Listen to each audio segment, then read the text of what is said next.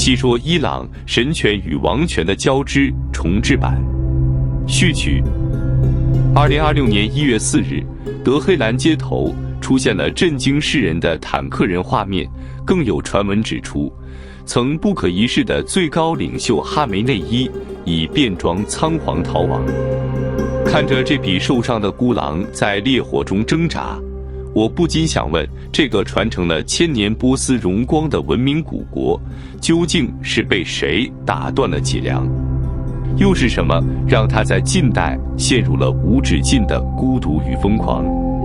带着这些疑问，我展开了这场与 AI 的深度对话，试图解开这道纠缠了500年的历史死结。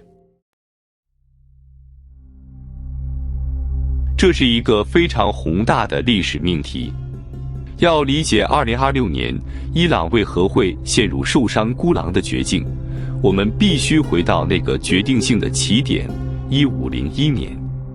那一年做出的选择不仅仅是改变了宗教，更像是在波斯文明的基因里植入了一段特殊的代码。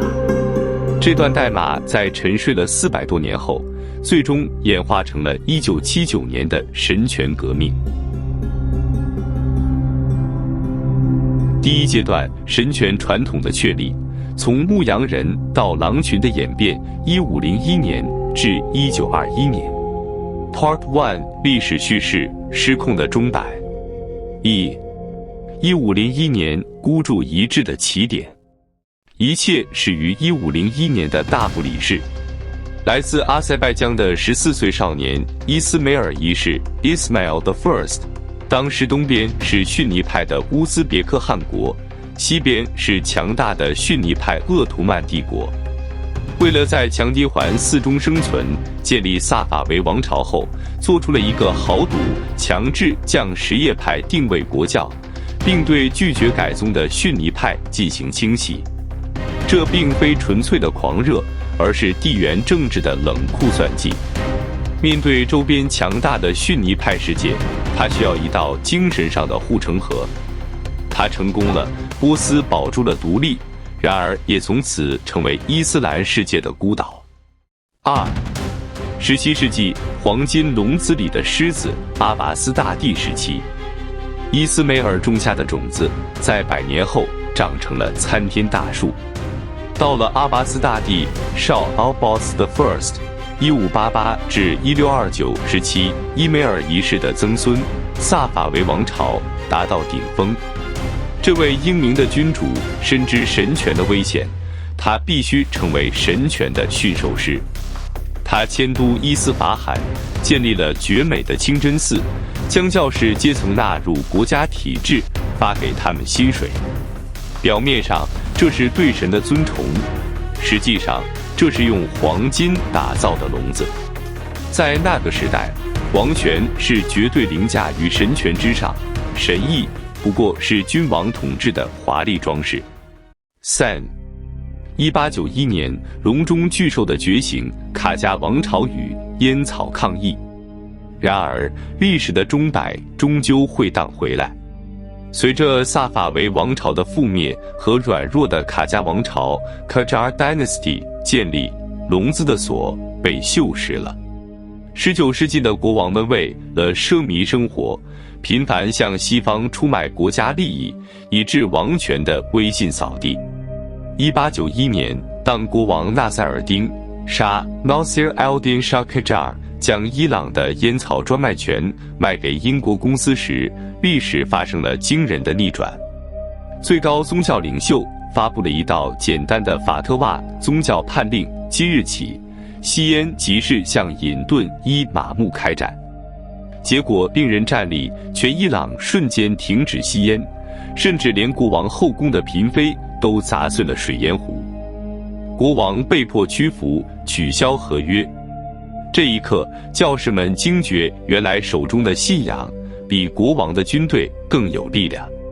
这就是1921年军人理查汗 Reza Khan 发动政变时面对的残酷真相。他要对抗的不仅是旧王朝，还有一个以经常盗权力血腥味，且能随时动员全国的宗教巨兽。Part 2 深度解析为何16世纪是现代悲剧的起点。前言被植入的错误代码。从1501年的建国到1891年的烟草抗议，这400年的历史并非流水账，而是一个神权异化的精密过程。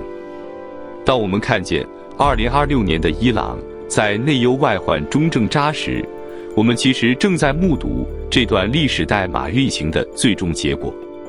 为什么神权能绑架这个国家？这需要从地缘、结构与心理3个维度来剖析。第一维度，地缘政治，孤岛效应的诅咒，精神护城河的代价。萨法维王朝选择什叶派作为对抗鄂图曼土耳其的手段，这确实是一道高明的护城河，成功区隔了波斯人与阿拉伯人。永久的孤独，但也因此，伊朗将自己锁进了孤独的深渊。在地图上，它成为了逊尼派海洋、土耳其、沙乌地、巴基斯坦包围下的深绿色孤岛。这种延续了500年的举世皆敌的不安全感，是解读现代伊朗外交行为的钥匙。无论是发展核武，还是武装哈马斯搞抵抗轴心，其底层逻辑依然是16世纪的恐惧。如果不变成带刺的刺猬，就会被海洋淹没。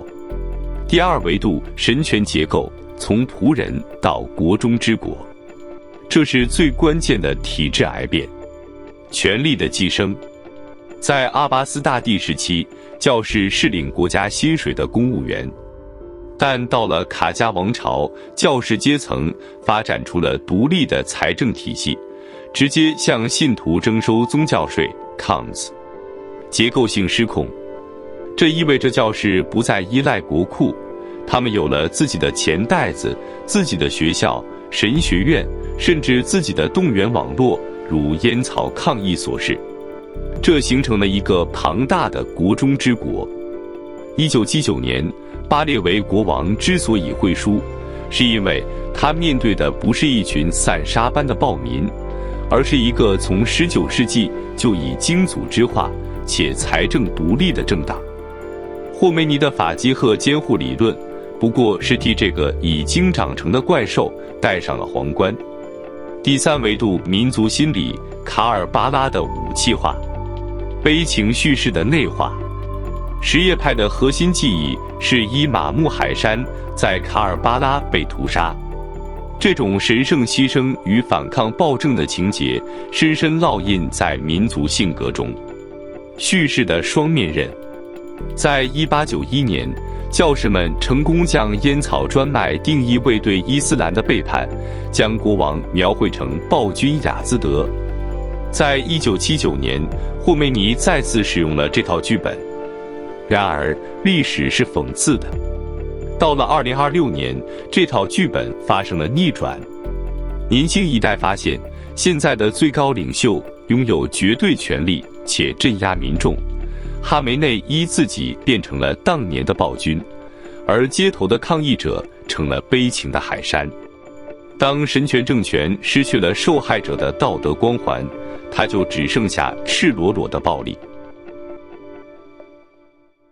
结语：历史的回力镖。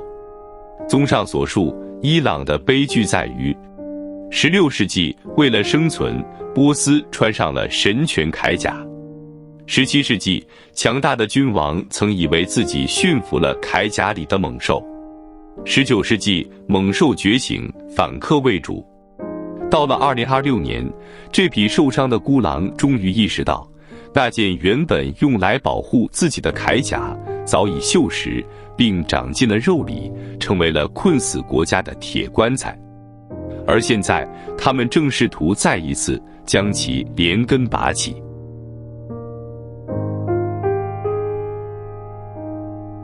1514年，查尔迪兰战役 Battle of Calderon， 伊斯梅尔一世的红头军在鄂图曼火炮下溃败。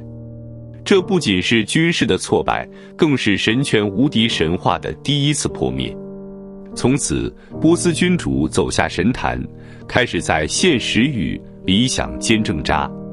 1736年，萨法维王朝灭亡。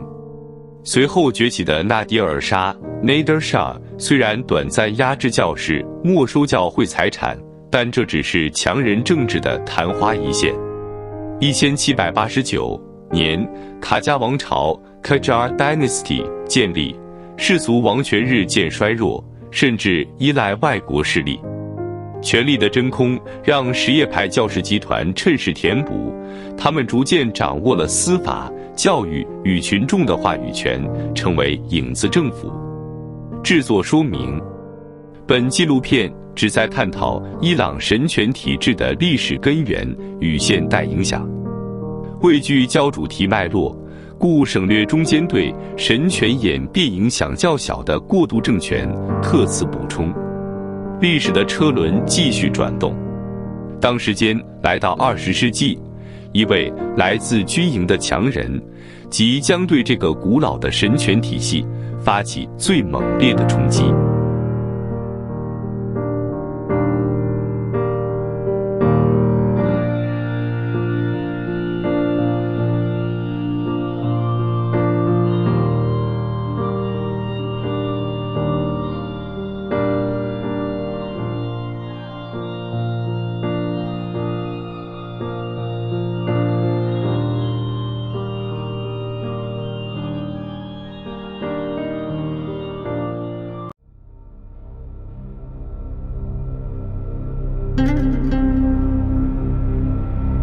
细说伊朗神权与王权的交织重制版，第2章现代化的悲歌。上，白色革命与金色梦想。序幕，回不去的金色年代。如果我不说，看着这些画面，里海沙滩上的比基尼，德黑兰大学里的迷你裙，还有当时亚洲唯一能直飞纽约的伊朗航空，你可能会以为这是南欧的某个度假胜地，但这里是1970年代的伊朗，那是许多老一辈伊朗人魂牵梦萦的金色年代。那时候，他们离第一世界只有一步之遥。那时候，他们相信石油能换来所有的尊严。然而，这场长达半个世纪的现代化狂奔，最终却像伊卡洛斯 （Icarus） 一样，因为飞得离太阳太近，而导致蜡蚁融化，重重地摔回了中世纪的地面。这是一对父子国王试图用铁腕把一个古老国家强行拖入现代文明的故事。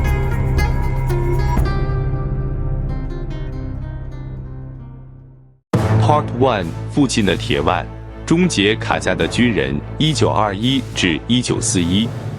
故事要从那位文盲军官理查汉 Reza Shah 说起。1921年，面对那个我们曾在片头提过的早已腐朽不堪且任由英俄列强摆布的卡加王朝 Qajar Dynasty， 理查汉率领精锐的哥萨克旅发动政变，夺取了德黑兰。他没有像过去的军阀那样只为了抢地盘，而是直接废除了末代国王，亲手终结了这个统治波斯100多年的旧王朝。看着邻国土耳其的凯末尔，他心中只有一个简单的念头：土耳其能做，波斯为什么不能？他做了一件历代国王都不敢想的事，修建纵贯伊朗铁路。在那个没有重型机械的年代，他用石油税收强迫国家能够快速地抬头挺胸。对于阻挡现代化的障碍，他的处理方式很军人：部落不听话，剿灭；教士反对世俗化。这一次，他没有像以前的国王那样妥协，他决心要替波斯拔除这个1000年的病灶。1936年。理查汉颁布了揭开面纱法令，这不是允许妇女不戴头巾，而是禁止戴头巾。警察在街头强行扯下妇女的罩袍，士兵刺刀对着拒绝配合的传统家庭。在他看来，这块黑布是落后的象征，必须被物理性的铲除。这就是理查汉式的现代化，像一场外科手术。虽然救了国家的命，但也留下了永久的疤痕。然而，这位强人的结局是悲惨的。二战爆发，英苏联手入侵，他被迫退位，死于异乡。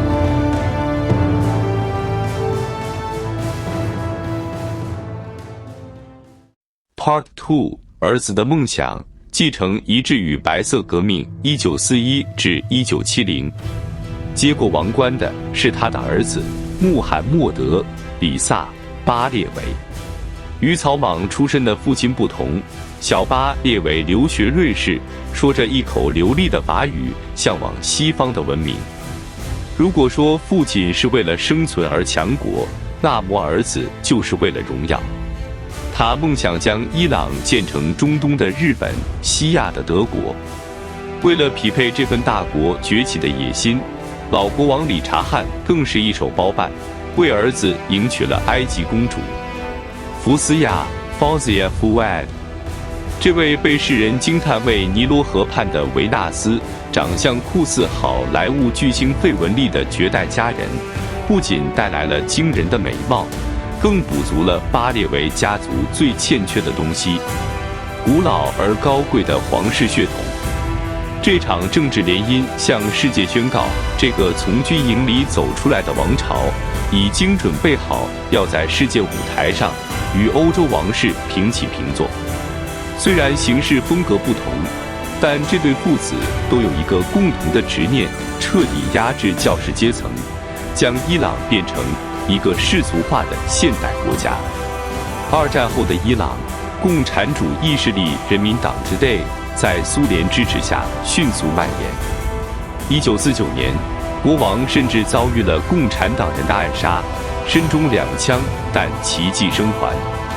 这次死里逃生让他深信2件事：第一，他有天命在身；第二，他必须依靠美国，并建立强大的特务机构萨瓦克 （SAVAK） 来铲除所有红色威胁。这为后来的悲剧埋下了伏笔。为了防范左边的红色，他选择了右边的独裁。1963年，巴列维启动了著名的白色革命 （White Revolution）。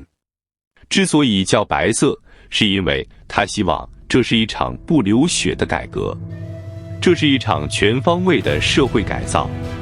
他没收了大地主和清真寺的土地，分给农民，直接切断了神权阶层的经济命脉。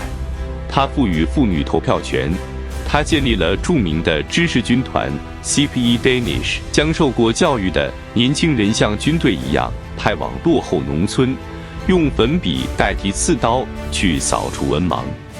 数据是惊人的，伊朗的经济以每年超过10%的速度狂飙，油价上涨让国家富得流油。德黑兰成了中东的巴黎，富人们开着凯迪拉克，听住摇滚乐，谈论住最新的法国电影。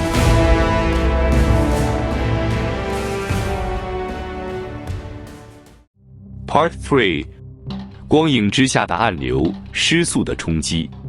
但是在这场令人眩晕的现代化盛宴中，国王跑得太快了。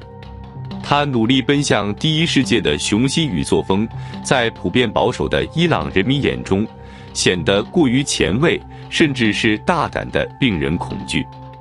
国王眼中的解放，在传统父亲眼中是伤风败俗；国王眼中的进步，在虔诚信徒眼中是背弃真主。土地改革虽然利益良好，却激怒了2个最强大的敌人：一是失去土地的地主和传统教士；二是大量涌入城市却找不到工作的失地农民。教士们发现，这个国王不仅要夺走他们的财产，还要夺走他们对灵魂的解释权。就在国王以为$10能买通未来时，在大学校园里，一个危险的思想正在发酵。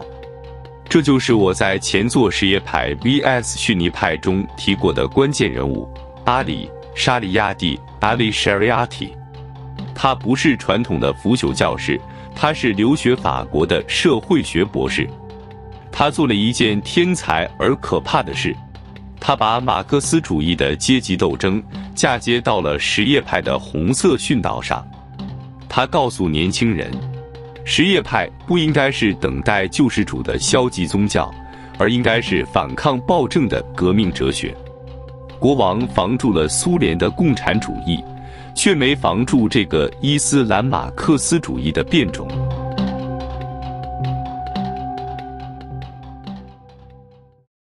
给予暴风雨前的宁静。1970年代的伊朗就像一艘全速前进的铁达尼号，甲板上灯火通明，人们在为石油奇迹干杯。但在水面之下，愤怒的传统势力、失落的底层民众、激进的左翼学生，正在汇聚成一股巨大的黑色暗流。这对父子国王或许是好人，他们真心希望国家强大，但他们犯了一个致命的错误，他们试图剥离这个民族的皮肤、信仰，换上一件光鲜亮丽的西装。他们没想到排异反应即将要了这个政权的命。下集预告：黑色的反扑，1979伊斯兰革命。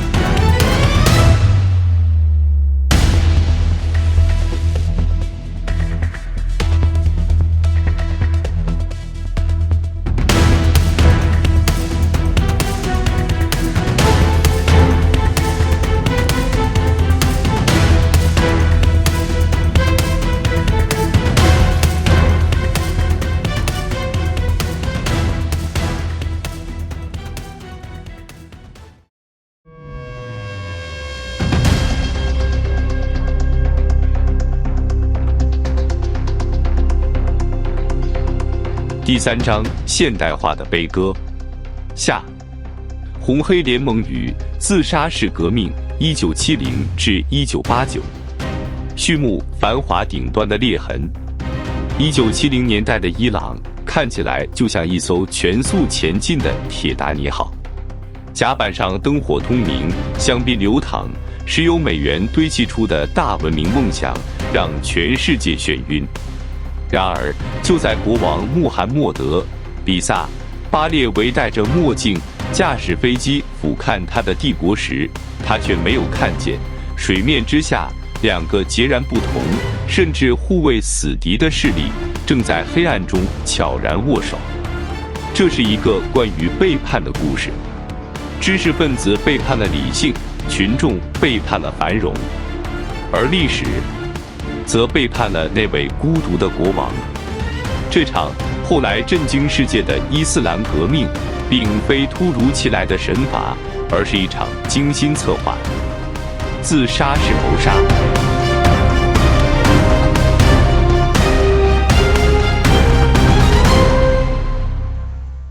Part 1： 幽灵的回力镖。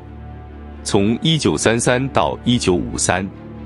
要理解1979年的疯狂，我们必须先挖出埋在巴列维王朝地基下的那颗未爆弹。还记得我们在上一章提到的达西协议吗？1933年，老国王理查汉发现英国石油公司一直在账目上动手脚，愤怒地讲，谈判文件扔进壁炉。然而，在英国战舰的炮口下，无奈的他被迫签署了延长石油租约的协议。他以为这是权宜之计，殊不知这多出来的32年租约成了儿子脖子上解不开的绞索。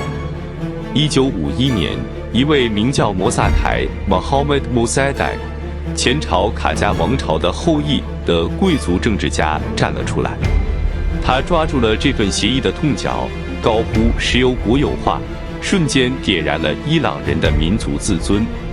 年轻的巴列维国王在这一刻被塑造成了英美帝国主义的傀儡。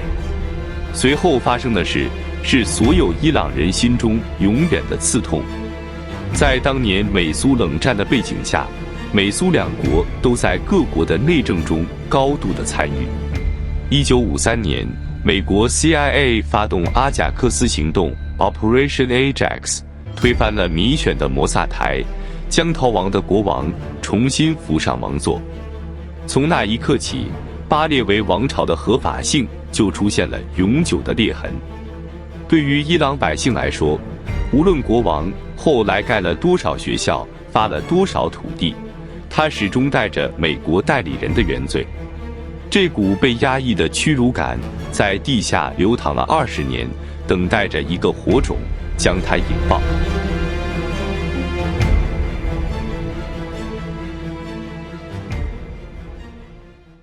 Part 2：弗兰肯斯坦的怪物，红色与黑色的联姻。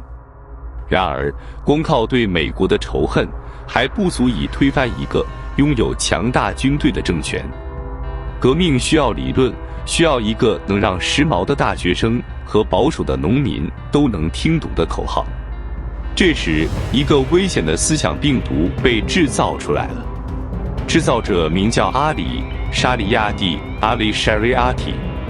我们在前作中提过，他并非传统的宗教人士，而是一个留学法国、深受马克思主义与暴力革命理论影响的知识分子。他做了一件天才而可怕的事：借壳上市。他将马克思的阶级斗争偷换概念成了伊斯兰的圣战。他将无产阶级翻译成了《古兰经》里的被压迫者 Mustazafin。他发明了红色什叶派的概念，告诉年轻人，真正的信仰不是黑色的哀悼，而是红色的流血与革命。这就是巴列维王朝崩溃的催化剂。共产主义的幽灵穿上了伊斯兰的长袍。原本互不相容的两股势力，信奉无神论的左派共产党红色与极端保守的伊斯兰教士黑色，在反对国王的大旗下结成了怪异而致命的同盟。左派以为自己在利用教士发动农民起义，教士以为自己在利用左派冲击政府机关。他们都以为自己是操偶师，却没发现他们共同释放出的是一只失控的弗兰肯斯坦怪物。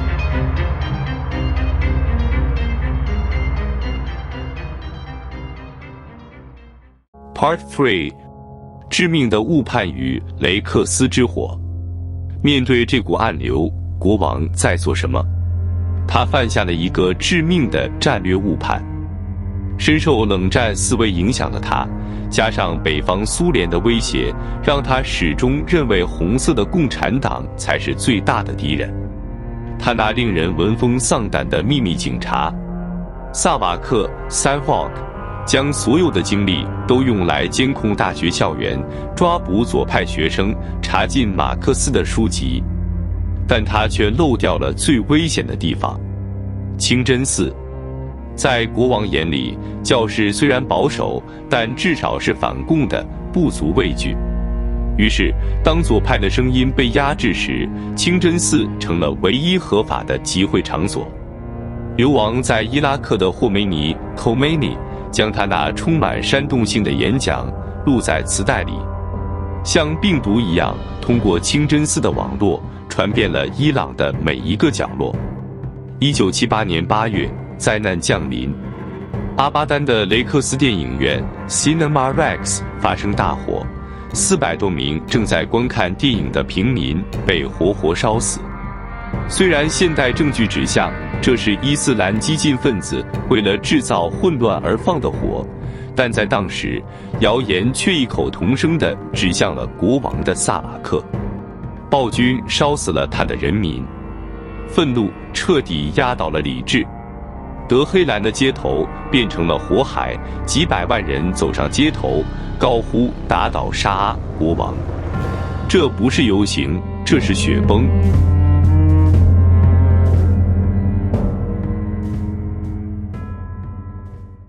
Part 4：欺骗与眼泪。国王的离去。这时候的巴列维已经不是当年那个意气风发的君主了。他身患淋巴癌，依靠强效药物维持着精神。面对失控的局势，军方将领请求下令开枪镇压，说陛下只要杀掉10万人就能保住王位。但这位被骂作暴君的人却在最后一刻心软了。他说王位不值得建立在同胞的鲜血之上。1979年1月16日，寒风刺骨，巴列维国王在梅赫拉巴德机场含泪向他的官员道别。他带走了一把泥土，却留下了整个王国。2周后，一架法国航空的包机降落在同一个机场。阿亚图拉·霍梅尼回来了。他在巴黎时，对西方媒体展现出一位慈祥长者的形象。他承诺民主，承诺自由，承诺教士不干预政治。数百万伊朗人像迎接救世主一样迎接他，左派知识分子欢呼雀跃，一位属于他们的理想国终于到来。但他们错了，错得离谱。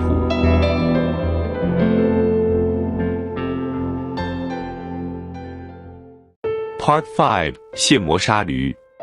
红色的清洗。革命胜利的那一刻，就是清算的开始。霍梅尼迅速撕下了宽容的面具，他利用那场震惊世界的美国大使馆人质危机，成功地将国内的矛盾转移到了外部敌人身上，并借机整肃内部。最讽刺的悲剧发生了，那些曾经跟着沙里亚蒂信奉红色什叶派的年轻学生，那些帮助霍梅尼推翻国王的左派组织，如人民圣战者组织 MAC 人民党，突然发现自己成了新政权的头号敌人。在神权统治者眼中，你们这些无神论的盟友比国王更危险。这就是红黑联盟的结局，黑色吃掉了红色，数千名左派知识分子、大学生被逮捕处决，他们的尸体被埋在无名的荒野中。沙里亚蒂制造的怪物最终吞噬了他的信徒。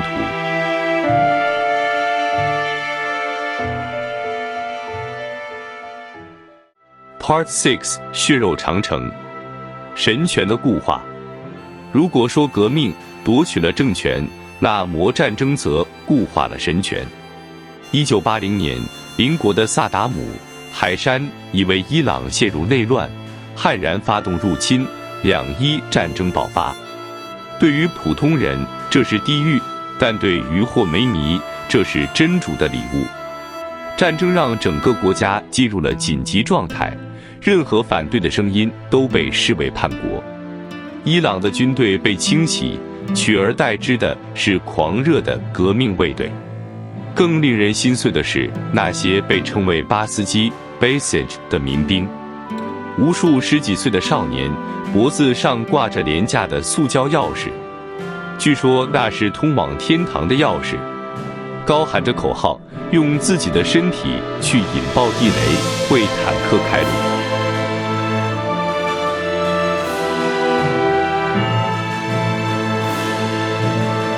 这场持续8年的惨烈战争造成了100万人伤亡，但也将神权统治浇筑得坚不可摧。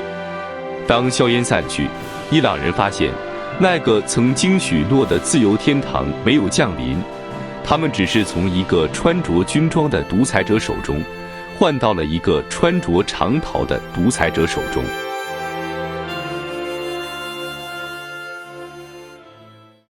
结语：漫长的黑夜。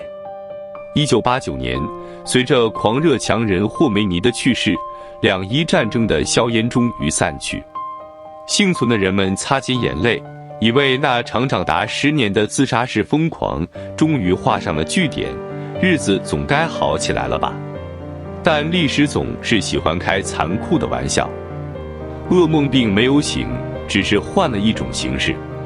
结果，权力的继任者没有选择休养生息，而是将这个国家带往了另一个更深不见底的黑洞。这场革命付出的代价远比人们想象的还要漫长，真正的审判还未降临，而那个关于毁灭与重生的最终局才正要拉开序幕。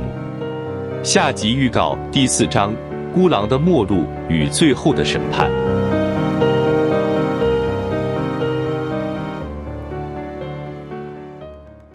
后记：神与魔的界限。The boundary between divine and demon。看着这些以神之名建立的监狱和以人民之名挖掘的坟墓，我们不禁要问：这一切的疯狂究竟是为了什么？就笔者看来，真正的修行与修炼是向内寻找。他们往往甘于平淡，绝对不会觊觎人间的政权。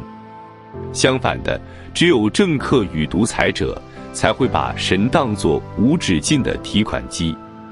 他们以神之名夺取政权，铲除异己。他们以神之名把人民送上战场，再给反对者定罪。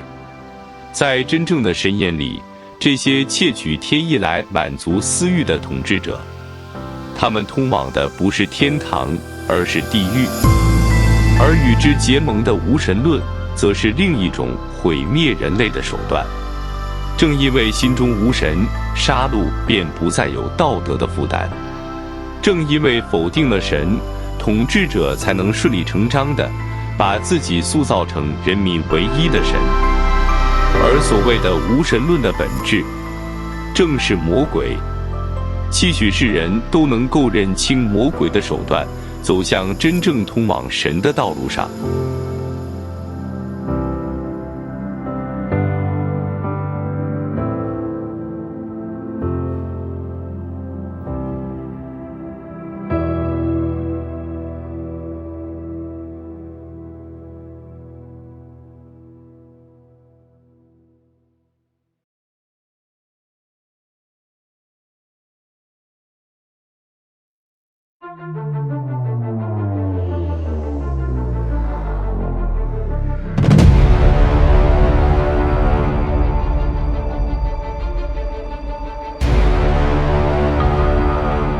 第4章，孤狼的末路与最后的审判。序曲：从继任初期的脆弱到掌握实权，1989至1998。1989年，霍梅尼逝世。霍梅尼逝世前属意的继承人大阿亚图拉蒙塔泽里 Montazeri 被霍梅尼亲手罢黜了。原因是他在1988年那场惨绝人寰的监狱大屠杀中，竟然试图阻止霍梅尼，甚至公开写信批评这是不义之举。霍梅尼的怒火烧毁了蒙塔泽里的继承权。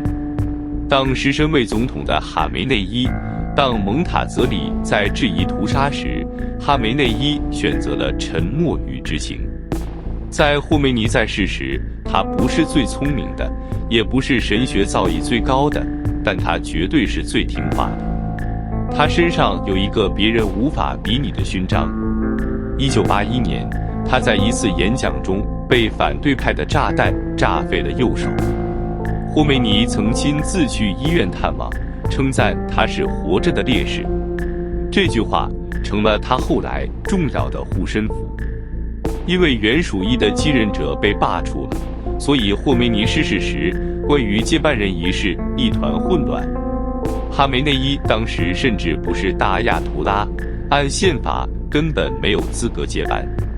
实握实权的议长拉夫桑贾尼 Rafsanjani 站了出来，在会议上宣称，霍梅尼临终前曾私下对我说，只要有哈梅内伊在，国家就不会有事。心里打着一个精明的算盘，这个人资历浅，没根基，身体还不好，是最完美的傀儡。在拉夫桑贾尼的策动下，宪法被火速修改，原本严格的宗教资格被删除。这一切都是为哈梅内伊量身打造的，这一切就是为了这个交易。你当精神上的最高领袖，我当掌握实权的总统。当时正是两伊战争结束后的废墟时期，经济大萧条。为了做出成绩，拉夫桑贾尼推出了著名的建设时代 3DG。他向西方微笑，呼吁引进外资，街头的口号变少了，商场变多了。人民慢慢发现，日子好像真的好过了一点。为了安抚那群刚刚从战场上下来的革命卫队，拉夫桑贾尼做了一个致命的决定。他把国家最大的基建工程都交给了军队去干。他天真的以为，只要让军人有钱赚，他们就不会来干政。但他忘了，当你喂饱了一头狼，他想吃的就不仅仅是肉，而是你的手。此时，身处深宫的哈梅内伊开始感受到恐惧。一方面，他不甘心只做一个橡皮图章；另一方面，他看着苏联解体，看着拉夫桑贾尼搞开放，内心深处那种对巴列维时代重演的恐惧被彻底唤醒。他称之为文化侵略。于是，这匹孤狼决定不再沉默。他绕过总统，直接与军方鹰派情报部门结成了秘密同盟。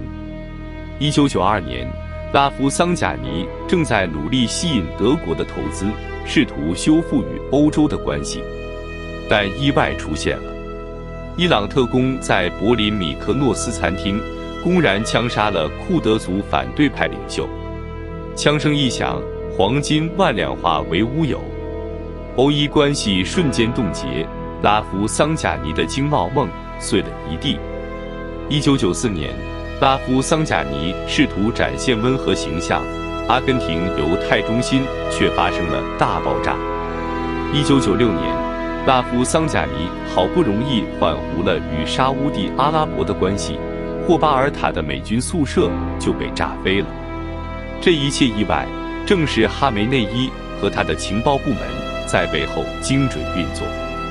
他不需要说话，他用炸弹告诉拉夫桑贾尼，外交是你请客吃饭，但这个国家我才是真正的老大。1997年，拉夫桑贾尼在这一连串的打击下，权力被掏空，黯然退居幕后。他亲手扶持的傀儡已经长成了无法控制的巨兽。从此以后，无论是提倡文明对话的哈塔米，还是后来达成核协议的鲁哈尼，这些总统们都明白了一个残酷的真理：在德黑兰手握选票的人或许能住进总统府，但手握枪杆子的哈梅内伊才是这个国家永恒的房东。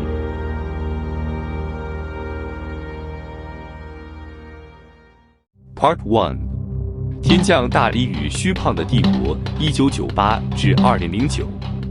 夹心饼干与意外的大礼。我们先来盘点一下当年伊朗的国际形势。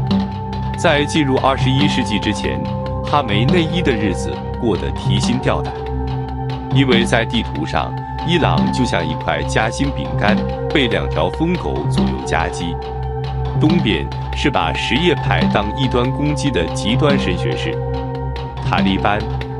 1998年，这帮疯子冲进阿富汗北部的伊朗领事馆，杀了10个外交官。哈梅内伊气得调了20万大军去边境，差一点就要开战。西边则是伊朗人民的梦魇，萨达姆、海珊。两伊战争虽然在联合国的强势调停下停火了，但只要海珊还活着一天，伊朗人就没法安稳睡觉。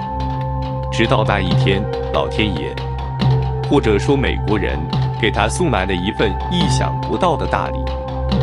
2001年，911事件震惊世界，也唤醒了沉睡中的美国。美军强大的力量朝中东席卷而来。小布希为了抓宾拉登，先是在2001年灭了东边的塔利班，接着在2003年又以寻找大规模毁灭性武器为由，把西边的海珊送上了绞刑架。这真是有史以来最荒谬的黑色幽默。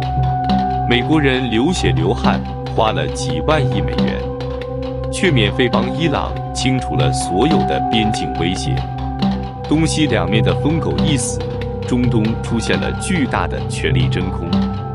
哈梅内伊知道他的运气来了，影子指挥官与前沿防御。这时候，一位关键人物登场了。圣城军指挥官卡西姆·苏莱曼尼 （Qasem Soleimani）。如果说哈梅内伊是帝国的大脑，苏莱曼尼就是他的利剑。趁着美军在伊拉克的泥沼中挣扎，苏莱曼尼带着成箱的美金和武器渗透进了巴格达。海山倒台后，伊拉克占多数的什叶派终于翻身了。而这些新上台的领导人，过去几十年都是在伊朗避难的老朋友，吃着伊朗的米长大的。苏莱曼尼根本不需要派大军占领，他只需要打几个电话。伊拉克这个曾经阻挡波斯人西进的铜墙铁壁，一夜之间变成了伊朗的后花园。哈梅内伊尝到了甜头，他把这种玩法称为前沿防御。与其在家里等着挨打，不如去别人家里放火。这就是后来让西方闻风丧胆的抵抗轴心。他在黎巴嫩扶植真主党，在叙利亚死保阿萨德。2006年，真主党靠着伊朗的钱和枪，硬是扛住了以色列的进攻。这让哈梅内伊确信了一件事：只要给钱，别人就会替他流血。就这样，在国际舞台上，伊朗看起来像个巨人，手指一动，中东就得地震。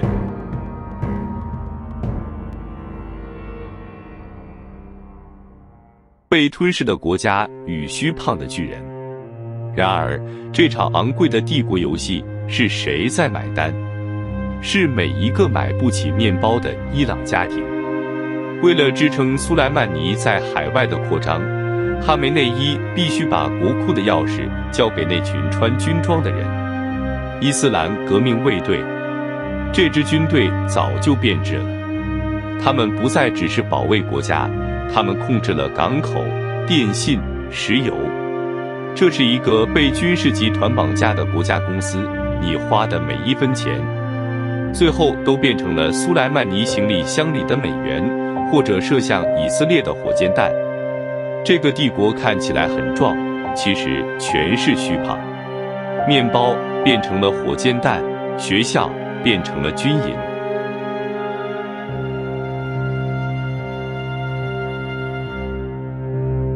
撕下的面具，人民不是没有试图反抗。他们曾经选出微笑的总统哈塔米，以为能带来改革的春天。但哈梅内伊冷冷地看着这一切。1999年，当大学生在宿舍里讨论自由时，警察和暴徒冲了进去，把学生从楼上扔了下来。血染红了德黑兰大学，所有的忍耐终于在2009年耗尽了。那一年的总统大选，哈梅内伊铁了心要扶持他的恶犬内贾德连任。但作弊做得太难看，几百万人走上街头。他们不想要革命，他们只是卑微地问一句：“我的选票在哪里？”但哈梅内伊可不是前一章那软弱的巴列维国王，他选择了镇压。那一声枪响，杀死了年轻的女孩，也杀死了伊斯兰共和国最后一点合法性。从这一天起，哈梅内伊彻底地摘下了面具。这个政权终于变成了一头依靠刺刀和石油美元维持的外强中干的怪兽。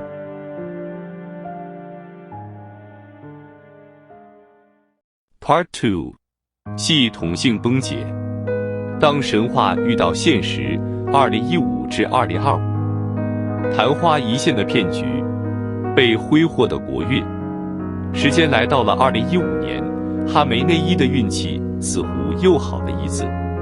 面对西方长达10几年的经济制裁，伊朗的经济其实已经快要崩溃了。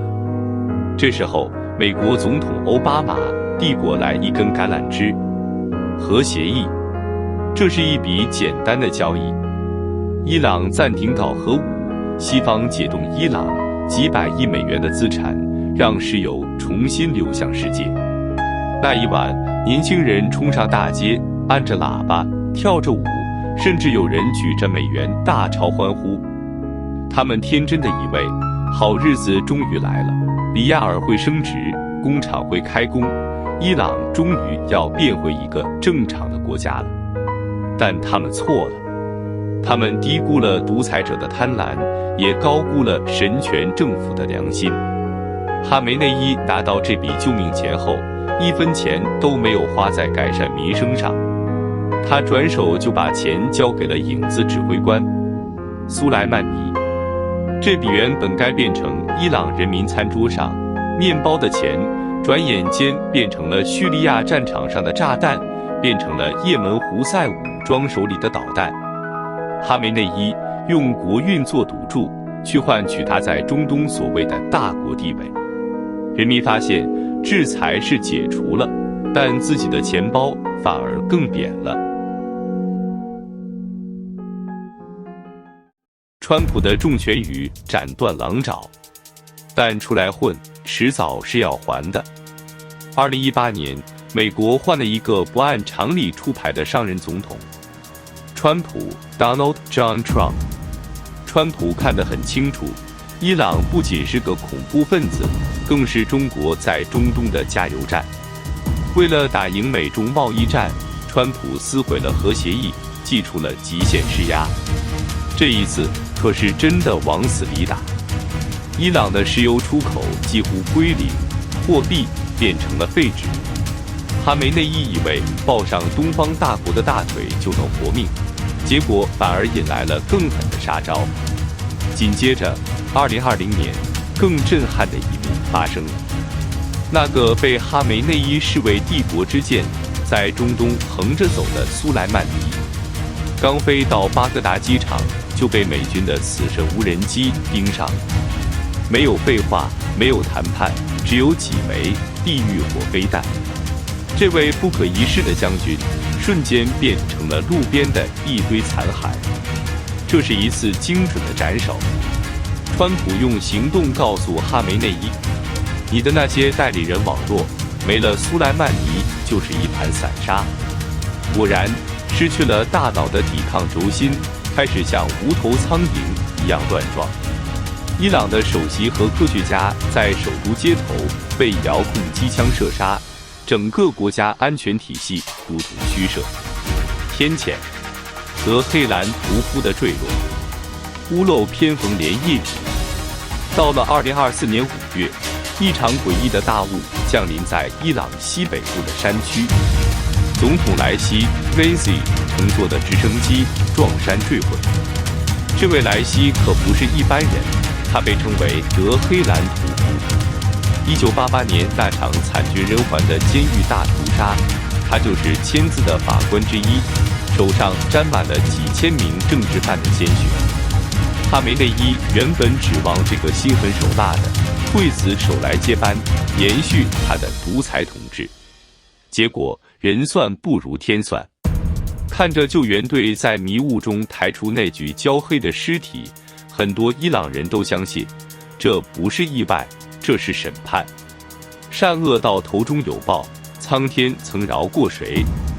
哈梅内伊痛失接班人，这匹老狼终于在迷雾中感到了彻骨的孤独。自杀式的挑衅与科技帝国的怒火，但最荒谬的结局往往是由最愚蠢的决定开始的。正值乌俄战争打得如火如荼，2023年10月，哈马斯那帮人不知道是哪根筋不对，竟然跑去偷袭以色列。作为大哥的真主党，为了讲义气，也跟着往以色列扔火箭弹。对抗以色列不过是霍梅尼为了自己政权合法性所找的理由，这些小弟们却对这个神话信以为真。他们以为还像以前一样设计颗飞弹，反正最后大家谈判桌上见。但他们错了，他们惹毛了一个科技帝国。2024年9月，现代战争史上最羞辱性的一幕上演了。真主党为了怕被窃听，改用老掉牙的 BB Call。以色列人没有派兵，只是在键盘上敲了一下 Enter 键，几千个挂在腰间的 BB Call 同时爆炸。这不仅仅是炸伤了几千人，这是炸毁了整个组织的信任，炸出了内心深层的恐惧。紧接着，以色列战机投下钻地弹，把真主党总部连同领袖纳斯鲁拉直接埋进了废墟。哈梅内伊引以为傲的抵抗轴心，在几周内就被拆成了废铁。终极审判，幽灵的降临。即便到了这一步，哈梅内伊还抱着最后一丝幻想。他以为只要躲在地下几百米的核设施里，只要手里还有那些离心机，美国人就不敢动弹。但他忘了，2025年，白宫的主人又是那个4年前连任失败的狂人川普。川普没有废话，在1个月黑风高的夜晚，雷达上什么都看不见，但在伊朗的头顶上，死神已经来了。那是 B-2 幽灵轰炸机，他们投下的不是普通的炸弹，而是 GBU-57巨型钻地弹。这种重达几十吨的怪物是专门为哈梅内伊的地下王国准备的。2026年2月28日，现代战争史上最大规模的斩首行动降临了。美以联军的战机撕裂了伊朗的夜空。统治伊朗近37年的最高领袖哈梅内伊，连同他的神权堡垒，在轰鸣声中化为了历史的灰烬。国库空了，将军死了，盟友废了，现在连大佬也彻底死亡。这座虚胖的帝国终于被剥得精光，彻底断了气。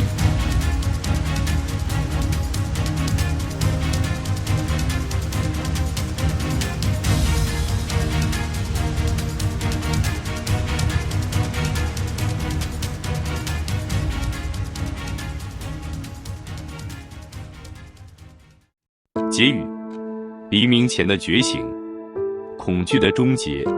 从玛莎到现在，2022年9月，一个叫玛莎·阿米尼 （Mahsa Amini） 的库德族女孩，因为头巾戴得不标准，被道德警察活活打死。成千上万的女孩走上街头，摘下头巾，烧掉它。她们对着枪口高喊：“女性、生命、自由。” Zan, Zandiji, Azadai。 虽然那次抗议被血腥镇压了，但它留下了一颗火种。原本我们以为这场对抗还要持续很久，但历史的翻页往往就在一瞬之间。就在我们制作这部影片的当下，2026年3月1日，伊朗官方证实了哈梅内伊在空袭中丧生的死讯。德黑兰街头，那些曾经面对镇暴警察的年轻人，迎来了没有最高领袖的第一个早晨。因为哈梅内伊统治这个国家最可怕的武器——恐惧，已经随着他的地堡一起灰飞烟灭了。王子的回归，被召唤的旧时光。在经历了47年的神权噩梦后，人们发现，当年那个穿着西装、搞建设，虽然独裁，但至少让国家体面的国王，似乎也没那魔幻。流亡海外40年的里萨·巴列维王子 Reza Pahlavi 频繁地穿梭在欧洲各国的议会，组建过渡委员会。他提出的主张很简单：世俗化、法治、自由选举。他不是要来做皇帝，他是要来做这个国家过渡到现代文明的桥梁。在德黑兰的墙壁上开始出现涂鸦：里萨莎，神保佑你 ；Reza Shah, Rohat Shad。这不是在呼唤一个君主，这是在呼唤一种正常的生活，一种世俗的、不被宗教绑架的尊严。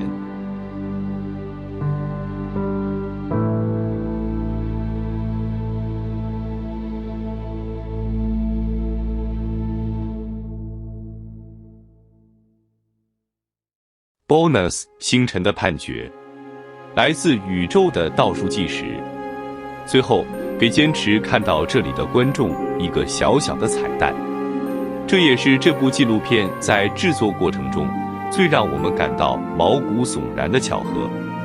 历史学家看的是档案，军事家看的是地图。